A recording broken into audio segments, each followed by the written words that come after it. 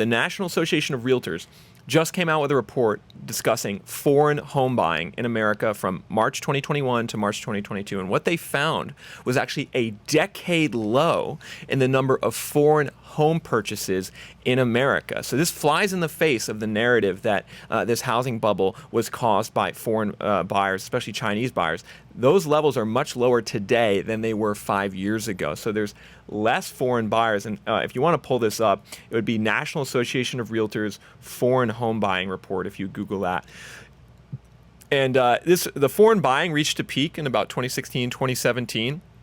And then it's gone down incrementally since then for, I think, two reasons. Number one is China implemented strict capital controls in their country. So it's very difficult for a wealthy person in China to take money out of China and then buy a house in America. Like, that is very difficult. China doesn't really allow that outbound flow of capital. There's some ways to get around it, but basically that's restricted the amount of Chinese investment abroad. And I believe that would also restrict the amount of investment in other real estate assets such as land and office buildings and retail.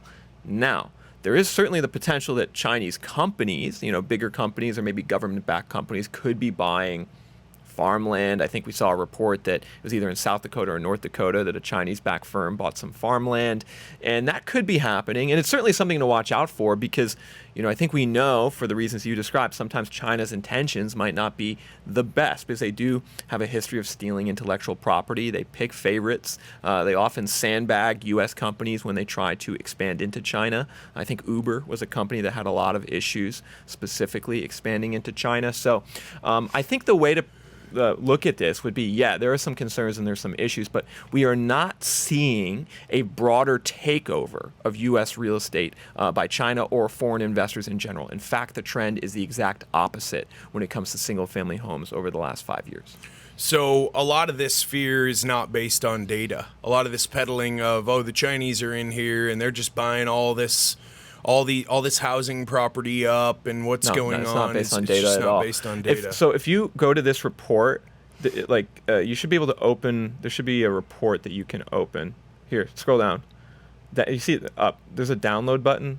Scroll up. Download. And then scroll down. There's a graph. Keep scrolling.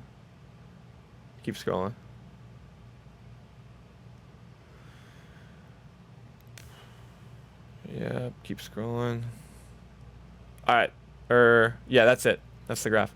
So this is the number of existing home purchases by foreign buyers from 2011 to 2012 data from the National Association of Realtors. And you can see what I referred to earlier, that peak in 2017 where they bought 285,000 homes in America.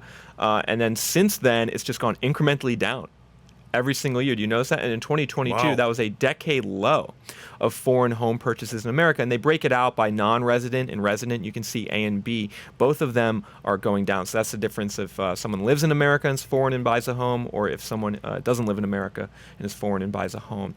But really, this is capital controls in China that started around 2017. You can see the impact. But also, interestingly, a strong U.S. dollar.